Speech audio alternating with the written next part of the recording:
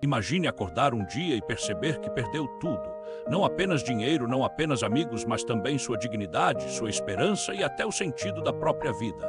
Agora imagine descobrir que, apesar de tudo isso, você ainda é amado. Existe um ponto sem retorno, um erro grande demais, uma distância que nem o amor consegue atravessar.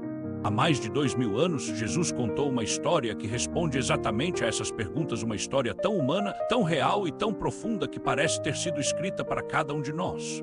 Era a história de um jovem que tinha tudo, um lar seguro, uma família presente, um pai que cuidava dele, uma herança garantida, mas dentro dele havia inquietação, o desejo de liberdade. A sensação de que a vida verdadeira estava lá fora, até que um dia ele tomou uma decisão impensável. Chegou diante do próprio pai e pediu sua parte da herança enquanto o pai ainda estava vivo. Naquela cultura, isso era mais do que rude. Era como dizer para mim, você já morreu. Mesmo assim, o pai não discutiu, não gritou, não expulsou o filho, simplesmente dividiu seus bens e entregou. Pouco tempo depois, o jovem partiu para uma terra distante. Longe da família, longe das raízes, longe de qualquer responsabilidade, ele finalmente tinha tudo o que achava que queria: dinheiro, liberdade e ninguém para dizer não. E então veio a vida que ele sonhava, festas intermináveis, prazeres imediatos, aventura após aventura, pessoas por toda parte, amigos por todos os lados. Mas muitos desses amigos estavam interessados apenas no que ele tinha, não em quem ele era. E como sempre acontece, quando não há limites, o dinheiro começou a acabar, primeiro lentamente, depois rapidamente, até que um dia não sobrou nada. Sem dinheiro, os amigos desapareceram. Sem recursos, as portas se fecharam. Sem status, ele se tornou invisível. Como se não bastasse, uma grande fome atingiu aquela região. Agora ele não estava apenas pobre, estava desesperado. Aceitou o único trabalho disponível: cuidar de porcos. Para um judeu, isso era o nível mais baixo possível. Os porcos eram considerados impuros. Aquele trabalho representava não apenas pobreza, mas humilhação total. A fome era tanta que ele passou a desejar a comida dos animais. Mas ninguém lhe dava nada, ninguém se importava, ninguém vinha ajudá-lo, ninguém perguntava como ele estava. Foi ali no silêncio, na sujeira e na solidão que algo mudou dentro dele. A Bíblia diz que ele caiu em si, como se finalmente acordasse de um longo sonho. Lembrou da casa do pai, lembrou do cheiro da comida, lembrou da segurança, lembrou de como até os empregados viviam melhor do que ele naquele momento. Mas também lembrou da sua própria escolha. A vergonha pesava, o arrependimento doía.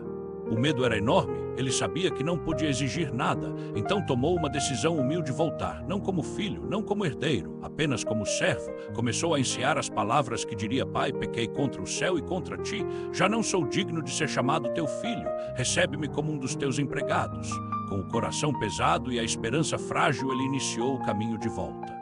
Talvez cada passo fosse acompanhado por pensamentos como: e se ele não me aceitar? E se a porta estiver fechada? E se todos me rejeitarem? Mas voltar era melhor do que morrer longe. Então ele continuou caminhando. E é aqui que acontece um dos momentos mais surpreendentes de toda a Bíblia. Quando ainda estava longe, o pai o viu. Isso significa que o pai provavelmente o esperava. Talvez todos os dias, talvez olhando o horizonte, talvez perguntando se aquele seria o dia. E quando reconheceu o filho, ele não ficou parado, não pediu explicações, não exigiu justificativas. Não fez o filho implorar, ele correu. Naquela época, homens respeitáveis não corriam em público, mas o amor daquele pai era maior do que qualquer convenção social. Ele correu, abraçou, beijou, abraçou o filho sujo, magro, ferido, envergonhado antes mesmo de ouvir qualquer desculpa. O filho começou a falar o discurso ensinado: pai, pequei contra o céu e contra ti. Já não sou digno de ser chamado teu filho, mas o pai interrompeu. Chamou os servos e disse: tragam rapidamente a melhor roupa, coloquem um anel em seu dedo, sandálias em seus pés, preparem uma grande festa. Esses símbolos eram poderosos. A roupa representava honra restaurada, o anel representava autoridade e pertencimento. As sandálias eram usadas por homens livres, não por servos. O pai estava dizendo: sem palavras, você não voltou como empregado, você continua sendo meu filho. Então declarou: este meu filho estava morto e voltou à vida, estava perdido e foi encontrado, e a casa se encheu de alegria. Essa não é apenas uma história bonita. Essa é a parábola que Jesus contou para mostrar como Deus vê cada pessoa que se afasta e decide voltar. O pai representa Deus. O filho representa todos nós. Todos nós, em algum momento, buscamos felicidade longe daquilo que realmente pode nos preencher. Todos nós cometemos erros. Todos nós carregamos arrependimentos. Talvez você esteja vivendo sua própria terra distante. Talvez se sinta vazio mesmo cercado de pessoas. Talvez a culpa diga que você foi longe demais. Mas essa história revela algo extraordinário para Deus. Não existe fracasso definitivo. Não existe passado que impeça um novo começo. Não existe pessoa que Ele deixe de amar. Ele não espera que você chegue perfeito. Não exige que você resolva tudo sozinho, não pede um discurso impecável, ele simplesmente corre ao seu encontro. O amor de Deus não depende do seu desempenho, mas da sua identidade. Você não precisa voltar como servo, você é recebido como filho. Talvez hoje seja o dia de dar o primeiro passo, mesmo sem coragem total, mesmo com dúvidas, mesmo com vergonha. Porque, segundo Jesus, do outro lado do caminho há um pai esperando não com reprovação, mas com braços abertos.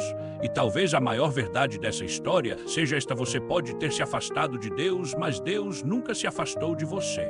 E quando você decide voltar, descobre que o amor estava lá o tempo todo.